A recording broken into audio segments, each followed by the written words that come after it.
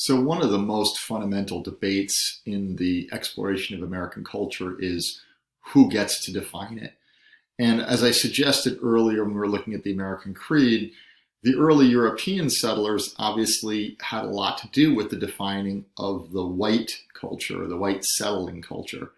But this culture was one that also had a lot of variation in it.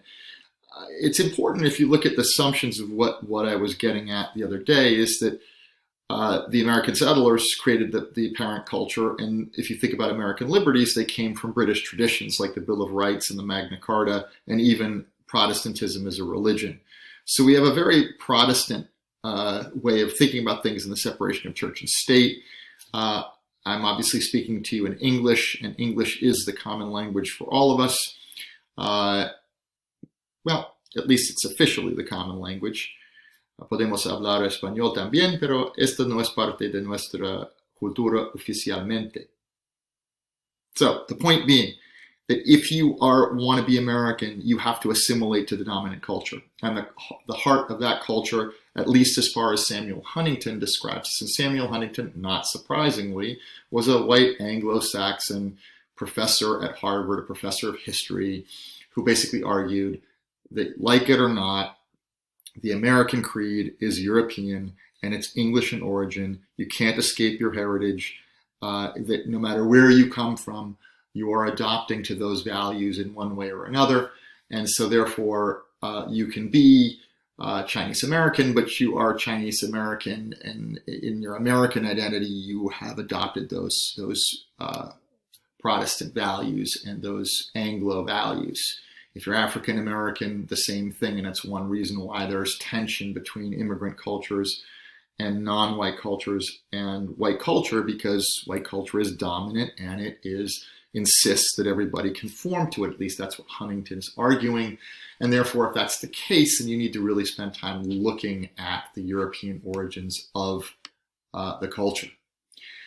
Now, on the flip side, Ronald Takaki, as his name would suggest, is Japanese American, and he looks at history in a very different way.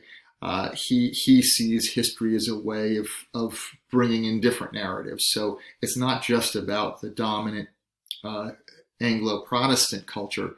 There are all of these ways in which the subcultures have defined American history. Obviously, African American history runs right through the middle of American history, and it is not simply the story of African Americans assimilating to white culture. In some ways, the way that they make their contributions is by holding on to their own, whether it's musically, whether it's through their own opposition to white efforts to make them sort of do what the white culture asks of them. So I think what's interesting is Takaki is saying, if you really want to understand our country, you need to understand cultural diversity.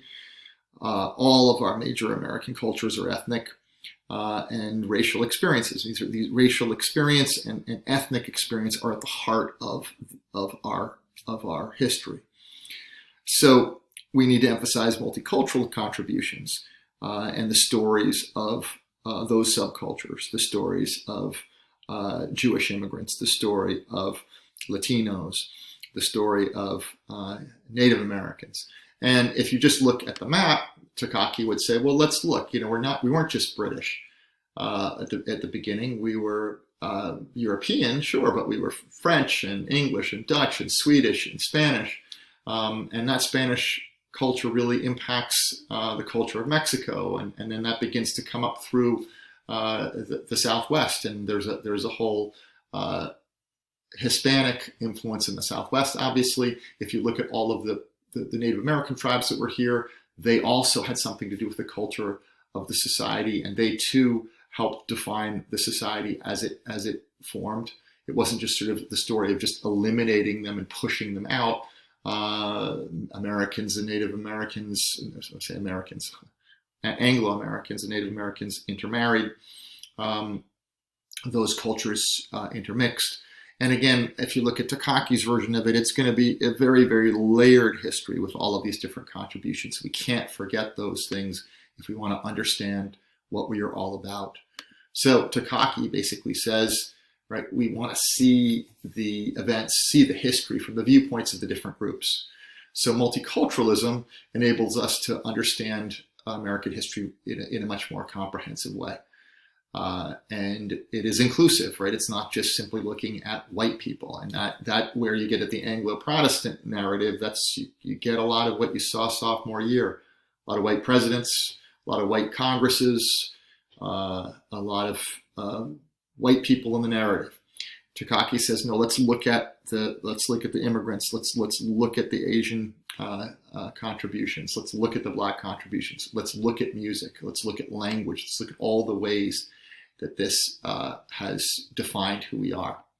So this clearly has left us to a debate which has been ongoing ever since really the 1990s, when Takaki says multiculturalism has an educational purpose. We just saw that.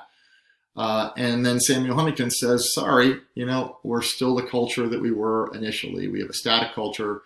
And yes, it's true multiculturalism exists, but really the story isn't about the differences. The story is about the way in which we all become, through the melting pot idea or through assimilation, we all become Americans in this sort of loosely defined Anglo-Protestant way.